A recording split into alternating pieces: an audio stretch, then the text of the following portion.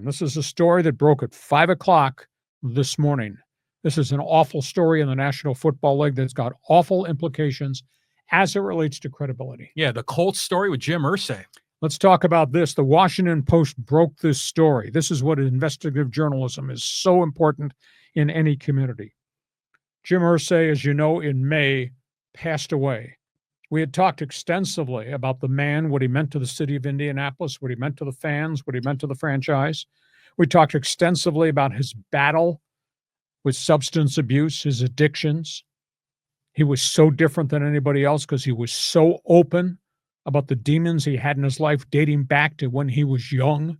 And of course, he came from an alcoholic family. His father, Robert Irsay, died of alcoholism. So did multiple family members. Jim Irsay was open to the fact he'd been in and out of rehab and it had been a lifetime of struggle. But yet, that being said, he meant a lot to the city of Indianapolis because he donated charities. He started a charitable foundation to help young people fight substance abuse as he was fighting his own substance abuse.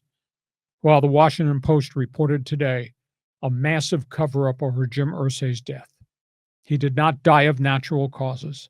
He died of drug overdoses. He had 3 of them, 2 within a 12-day span.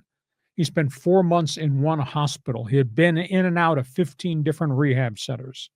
And now we find out that he had affiliated himself with a recovering doctor in Palm Springs who was trying to treat him for addictions, but was prescribing 200 to 400 pills a month for Jim Irsay. And then Irsay would have his private plane go to Palm Springs, 18 trips in 4 months to pick up additional pills. And then the doctor injected him with ketamine, which is a super sedative. But that leads to other complications that could lead to death.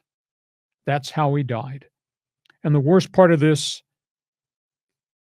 the doctor went to Beverly Hills when they found Jim Irsay's body in a mansion and decided not to do an autopsy. He told the police, the investigators, he died of natural causes, heart failure, pneumonia, etc. Not necessarily true. He died of overdoses and addictions. He signed off on the medical documents. The Indianapolis Colts CEO, Pete Ward, went out to California to recover the body, brought him back, and they did a cover-up. They have every right to praise Jim Irsay for the man in the community and everything he did, but they did not tell the truth about how Jim Irsay died and how he was in a downward spiral, was totally out of control over the final couple of months of his life. And that's sad. The worst part of it, the rest of the family has now taken over control of the franchise. They were part of this cover-up.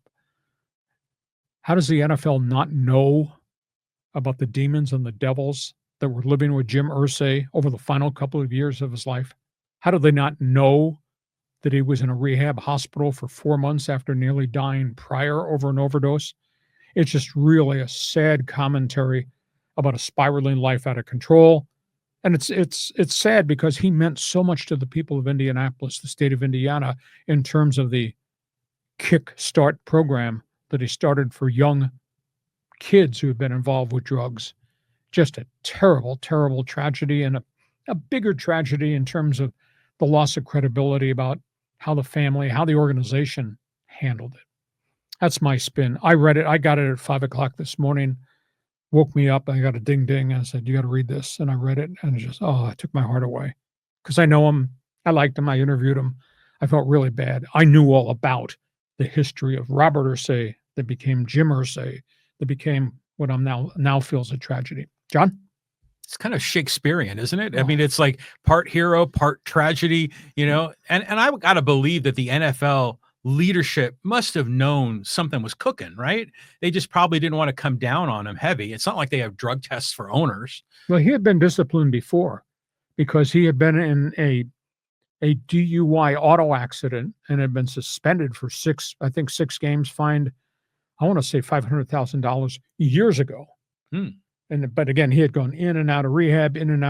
He seemed to be clean. He seemed to be handling it. And then he kept relapsing here. But It's obvious to me that over the final 5 to 6 months of his life, he had spiraled so deep into a pit.